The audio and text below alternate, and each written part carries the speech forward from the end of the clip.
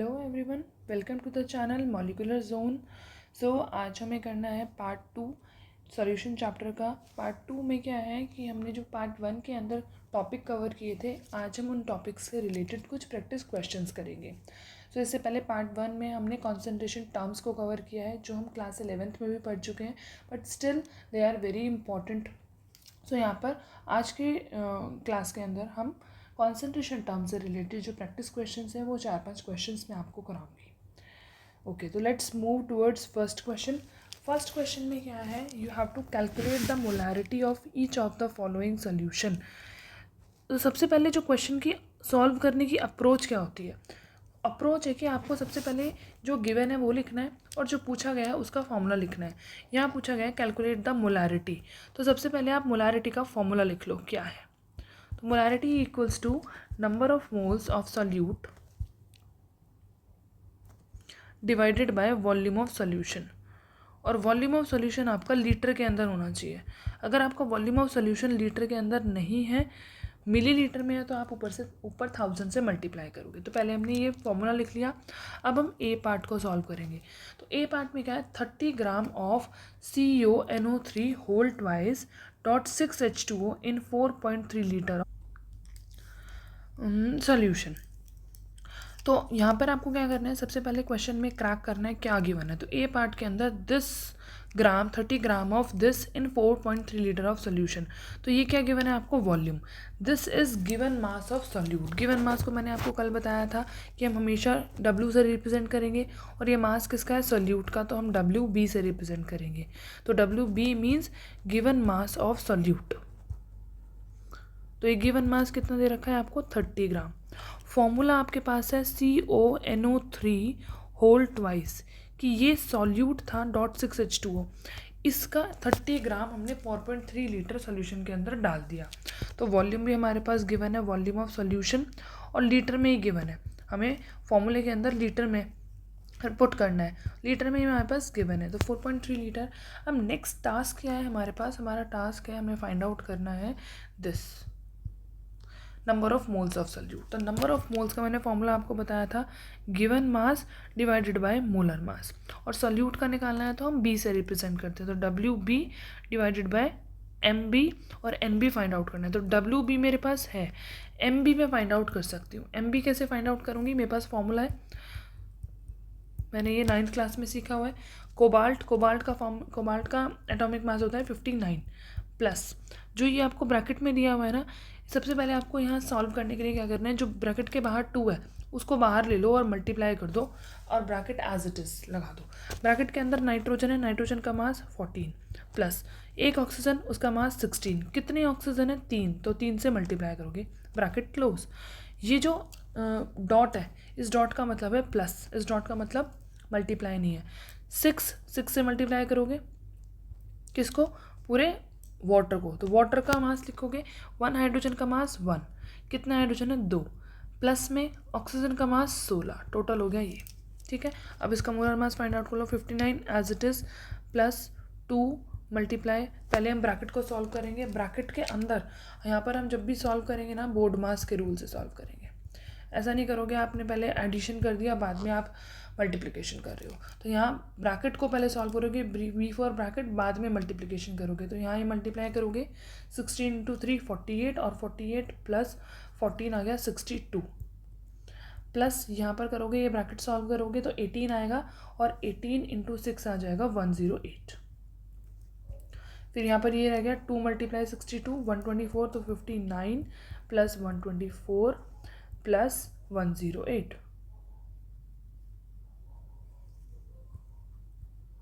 ये आ जाएगा आपका 291 ग्राम। तो ये 291 ग्राम आ गया मेरे पास MB। WB मेरे पास ये है, तो मैं नंबर ऑफ मोल्स निकालूंगी easily. Number of moles will be equal to given mass is 30 gram, molar mass is 291 gram. Now I have to find out finally molarity. तो मोलैरिटी में मैं डायरेक्ट ये नंबर ऑफ मोल्स रखूँगी, यहाँ calculation नहीं करूँगी। अगर यहाँ कैलकुलेशन करूँगी, पॉइंट में आंसर निकालूंगी, फिर वहाँ पुट करूँगी, तो बहुत लंबी कैलकुलेशन होगी। आपको एक एक स्टेप से चलना है। नंबर ऑफ मोल्स निकाले, यहाँ पुट करेंगे, ये हो जाएगा 30/291। नीचे वॉल्यूम ऑफ सोल्यूशन भी था जो कितना है 4.3 लीटर। जब मैं इसको पूरा सॉल्व करूँगी तो मेरे पास आंसर आएगा 291 और 4.3 को मल्टीप्लाई कर देती हूँ तो ये आ जाएगा 30 डिवाइडेड बाय 125.13। अब 30 को डिवाइड करूँगी 125 से तो आंसर विल बी 0.0239 आएगा। 24 ले लेती हूँ, मोलारिटी निकालनी थी तो कैपिटल M। ये मेरे पास आंसर आ गया। तो ये बहुत ही सिंपल क्वेश्चन था, बस इसमें मोलर मास आपको थोड़ा सा डिफिकल्ट होगा फाइंड आउट करना, वो भी मैंने आपको सिखा दिया। अब नेक्स्ट पार्ट पे चलते हैं। सेकंड पार्ट में क्या कहा गया है, 30 ml of 0.5 mH2SO4 diluted to 500 ml। इसके अंदर क्या है, यहाँ पे आप देखो, आपको मोलारिटी, जब बच्चे को कॉन्सेप्ट नहीं पता होगा ना, ऑन एन एवरेज में एक एवरेज बच्चे को लेके चल रही हूँ, एवरेज या बिलो एवरेज को लेके चल रही हूँ, तो उसके माइंड में यही आएगा कि मोलारिटी पूछी है और मोलारिटी यहाँ पर दे रखी है, तो ये क्या मसला है, 0.5 m मोलारिटी दे रखी है और ये पूछी है। पर लेकिन आपको कॉन्सेप्ट समझना कैसे, मतलब कॉन्सेप्ट समझने का मतलब है कि यहाँ पर आपको क्वेश्चन की लैंग्वेज को क्रैक करना है। या क्या कहा है कि आपको मोलारिटी कैलकुलेट करनी है सॉल्यूशन की, कौन से सॉल्यूशन की, 30 ml of 0.5 m molar H2SO4 की, जिसको डाइल्यूट कर दिया गया 500 ml तक। मतलब यहाँ इन्होंने क्वेश्चन के अंदर क्या कहा है, आप ध्यान से समझो।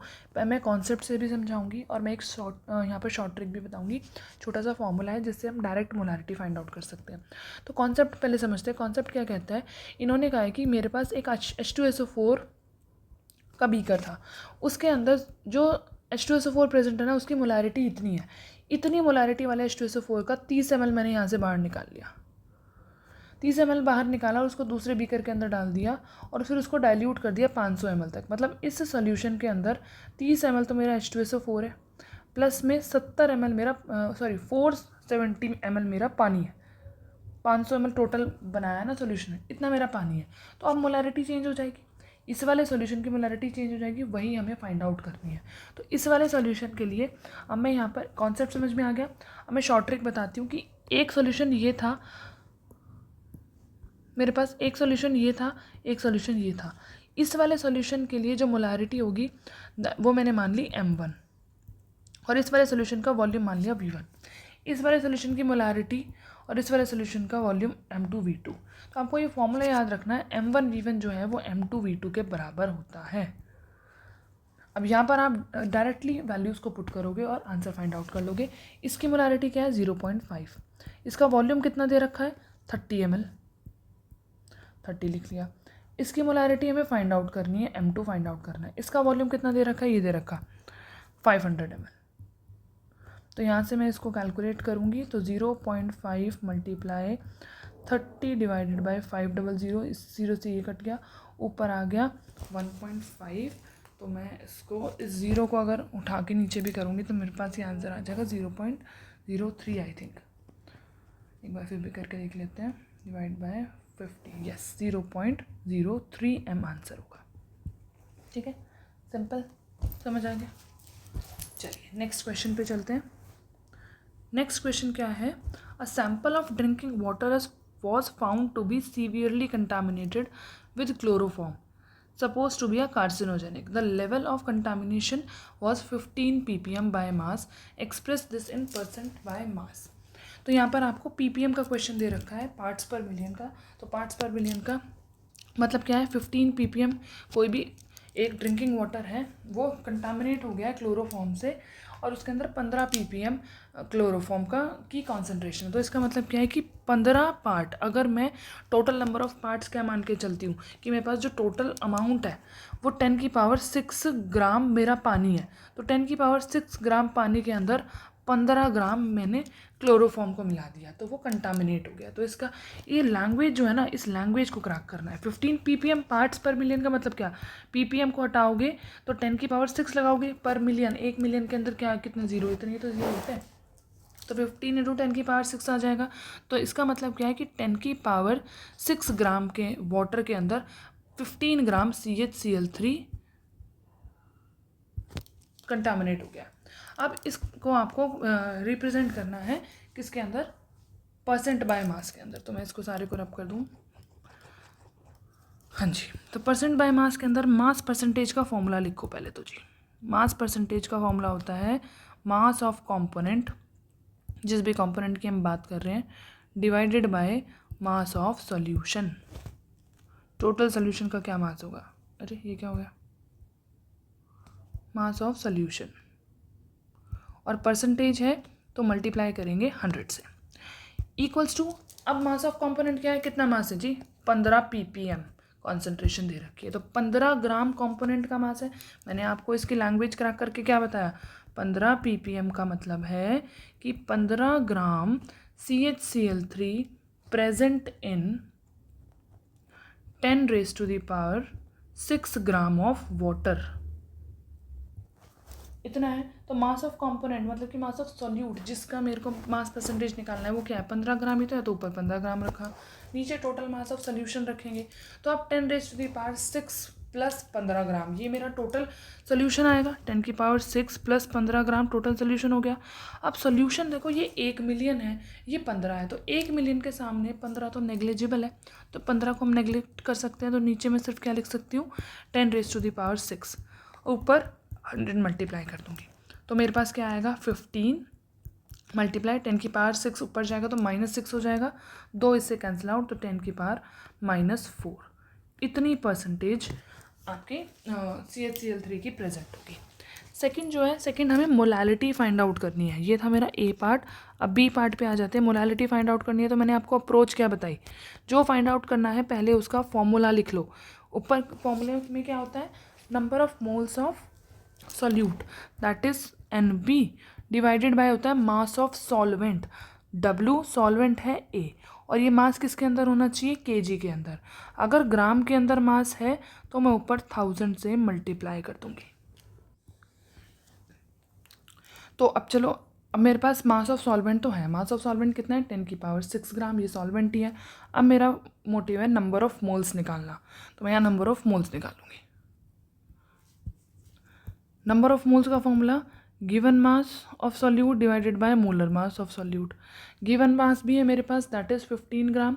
मोलर मास निकाल लूँगी, फॉर्मूला है मेरे पास CHCl3, तो मैं यहाँ मोलर मास निकालूंगी। MB इक्वल्स टू कार्बन का मास 12, हाइड्रोजन का मास 1, प्लस Cl3 है, 1 Cl का मास 35.5, 3 Cl का मास 3 से मल्टीप्लाई कर देंगे, तो 12 और 1 13, यहाँ मल्टीप्लिकेशन 3 पंजे 15, 1 3 पंजे 15, 1 16, 9 और 1 10,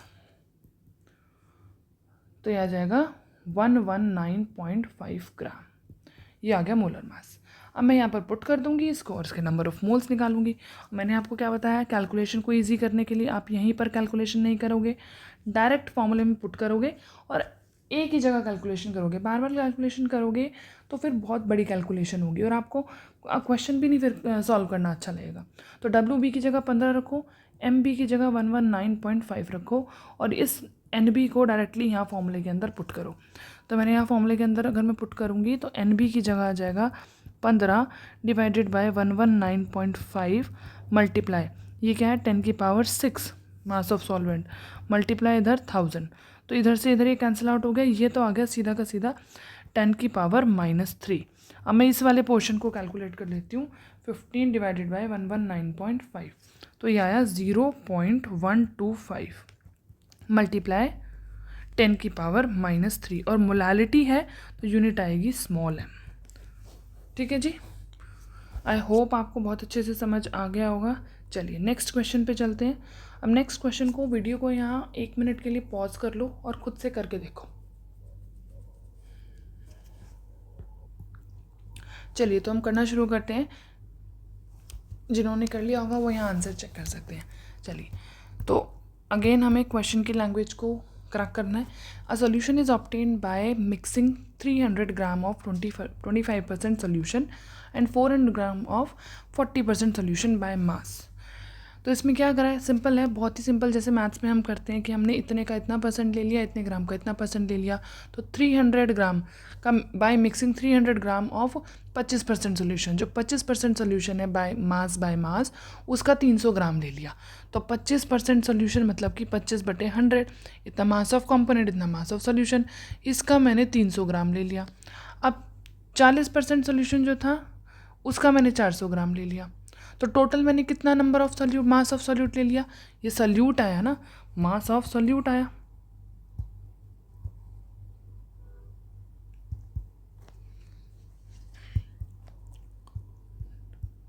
ट्वेंटी 5 × 3 करूँगी 75, यहाँ से यहाँ कैंसिल आउट 160 ग्राम, तो इसको ऐड करूँगी तो ये आ जाएगा मेरे पास 235 ग्राम, 235 ग्राम।